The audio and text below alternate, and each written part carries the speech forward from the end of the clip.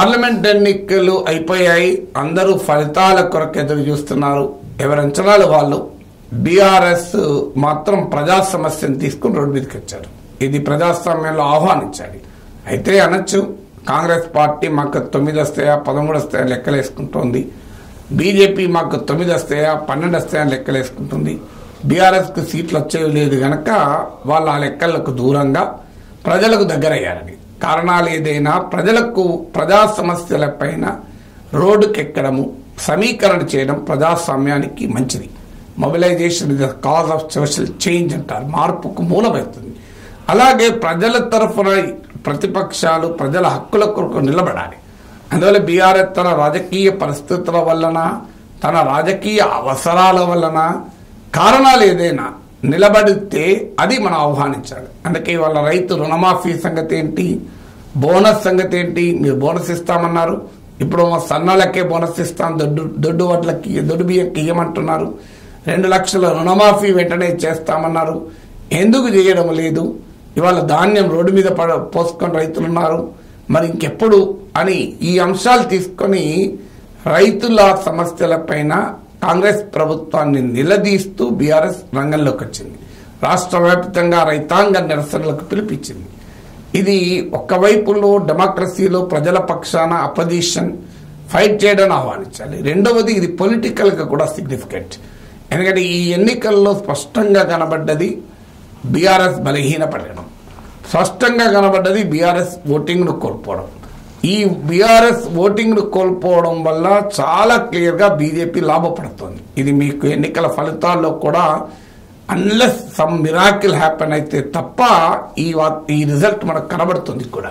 BRS vote భారీగా బీజేపీకి బదిలీ అయి బీజేపీ మంచి ఓటింగ్ను పెంచుకోబోతోంది. ఈ పరిస్థితుల్లో ఇంకా ఆలస్యం చేస్తే బీఆర్ఎస్ను బీజేపీ తినేస్తుంది.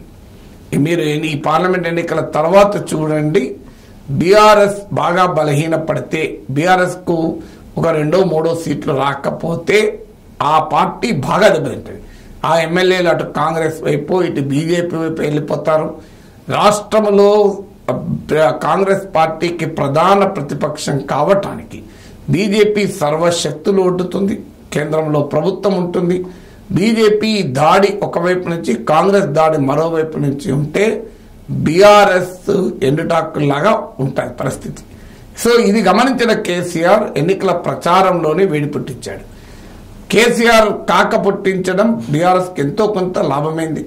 బీఆర్ఎస్ ఓటింగ్ పతనాన్ని ఎంతో కొంత ఆపగలిగింది, కానీ డైరెక్షన్ మాత్రం ఆపలేదని నా అంచనా. అంటే అందువల్ల ఇవాళ రాబోయేది కాలంలో మనం చూడాలి. ఓట్ల శాతం చూస్తే బీజేపీ సెకండ్ పొజిషన్లో ఉంటుందా, బీఆర్ఎస్ సెకండ్ పొజిషన్లో ఉంటుందా? సీట్ల వరకు మాత్రం most probably BJP second position ఉండే అవకాశం ఉంది. బీజేపీ అయితే ఫస్ట్ పొజిషన్లో ఉంటామని అంటున్నారు. సో ఓట్ల శాతం విషయంలో మాత్రం ఇంకా తేలదు. బీజేపీ ఓట్లు ఎక్కుంటాయా, బీఆర్ఎస్ ఓట్లు ఎక్కుంటాయా? కానీ వివిధ రిపోర్ట్లను బట్టి చూస్తే బీజేపీయే ఓటింగ్ శాతంలో కూడా నెంబర్ 2 ఉండొచ్చని.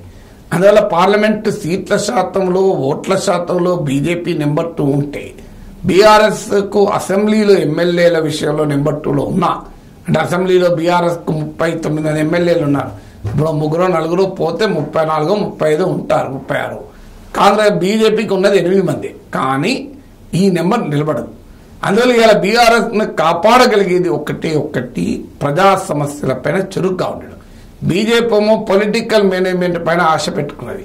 బీఆర్ఎస్ వాళ్ళు రాకపోతారా, మేము పెరగకపోతామా అని. ఎందుకంటే బీజేపీ ఎంపీ అభ్యర్థులను చూస్తే మనకు అర్థమవుతుంది. అప్పటికప్పుడు బీఆర్ఎస్ నుంచి వచ్చిన వాళ్ళ కండువాలు మార్చి ఎంపీలుగా టికెట్లు ఇచ్చారంటే బీజేపీలో ఎంత లీడర్షిప్ గ్యాప్ ఉందో మనకు స్పష్టమవుతుంది. రేపు రాబోయే స్థానిక సంస్థల ఎన్నికలు, ఇవాళ ఎంపీ సీట్లు గెలుచుకున్నా రేపు స్థానిక సంస్థల ఎన్నికల్లో స్థానిక నాయకత్వం లేని బీజేపీ ప్రభావం చూపడం కష్టమవుతుంది. అక్కడ గనక బీఆర్ఎస్ యాక్టివ్గా ప్రజల్లో ఉండడం వల్ల 2 ప్రయోజనాలు. ఒకటి, స్థానిక సంస్థల ఎన్నికల్లో ప్రజల మద్దతును చూరగొనడానికి ఉపయోగపడుతుంది. 2, బీజేపీకి స్థానిక నాయకత్వం లేదు కనుక బీఆర్ఎస్ స్థానిక నాయకత్వాన్ని తమ వైపు తిప్పుకునే అవకాశం ఉంటుంది. ఆ ప్రమాదాన్ని అరికట్టడానికి కూడా ఇది ఉపయోగపడుతుంది.